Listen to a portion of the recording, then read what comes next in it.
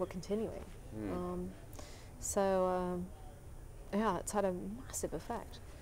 The scary thing is some of these experts we've been talking to are saying, actually, this could continue erupting, and it could be for, yeah, exactly, it could be months of kind of, you know, I need to go. I mean, not go. close, you know, close airspace, open it again. Yes.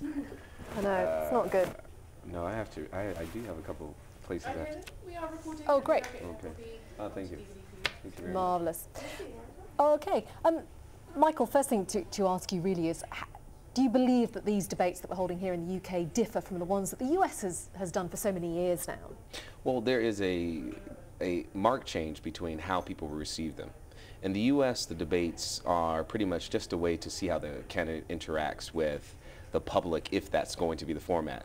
Now, historically, when we look at how the debates have sort of evolved, the one particular thing we have to look at is, from the Kennedy debate, is that was the first televised one. So people were able to see that and understand how it was going to sort of work on a scale that was unprecedented. One of the key things that happened in that debate, as I'm sure everyone has heard about over and over again, is that Nixon may have won when people heard him, but the people who viewed the election, the debate on television, they felt Kennedy won. So the thing is it doesn't really change much except for the pivotal ones, like with Reagan and what's his name, Walter Mondale. That was a key time when he sort of went after his age and experience, and then those were the moments that sort of elections debates changed things. But at the moment, this is a difficult environment for debates, because you have these sort of PMQs, and they're at the dispatch box, which in theory, I would believe that it would be better just to make it in the evening, so that people would then be able to see them sort of at least debate in the environment that they're familiar with. They're moving them out of the environment that the UK is very unfamiliar with to discuss matters that will be very stage managed, which I think PMQs do a much better job of it. In the US, has it been proven that television debates have changed the minds of voters? Do they change the minds of voters? There have been key times. For example, if we look at the most recent one is with Clinton when he was debating George H.W. Bush. The way he was able to communicate with the crowd, it allowed people to move in his direction, but it doesn't actually cause a swing. It's the town hall meetings that do the most work, because people want to engage with their politicians. In America, it's a very touchy-feely, very tactile situation, and that is what changes it. But otherwise, no, I'd say it tends to be sort of how they run their campaigns most effectively, because if we see a clear example, Barack Obama initially wasn't a great debater, and actually even throughout he really didn't do a great job, but it was his effective campaigning that sort of won the day.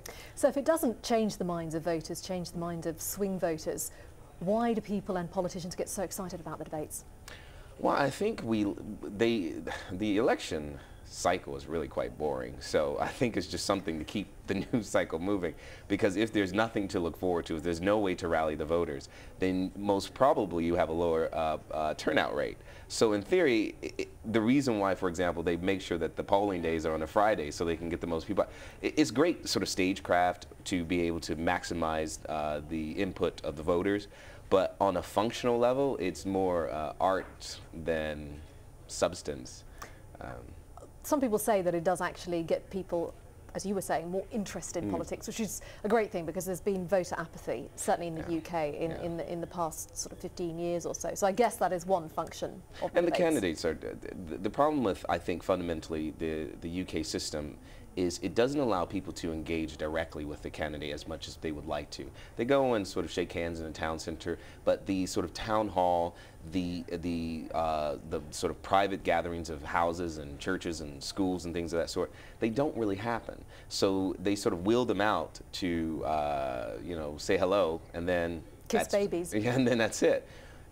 Which I think for the system to be most effective to push the debate forward and make debates more interesting, I think it would have to be a sort of consolidated, clear process of this is how we get the voters involved, and then the debate is just an extended version of, you know, what will happen. But what may be good is that they're having questions taken from the audience, so that may mix it up a bit. But if the questions are pre-screened, which they most probably are, if we look at the 76 points, it may be interesting, but I don't think it's going to be particularly challenging. Michael Scott Carter, good to get your views. Thank you. Thank you very much. We're all looking forward to it. Yes. I can't wait. Shame on.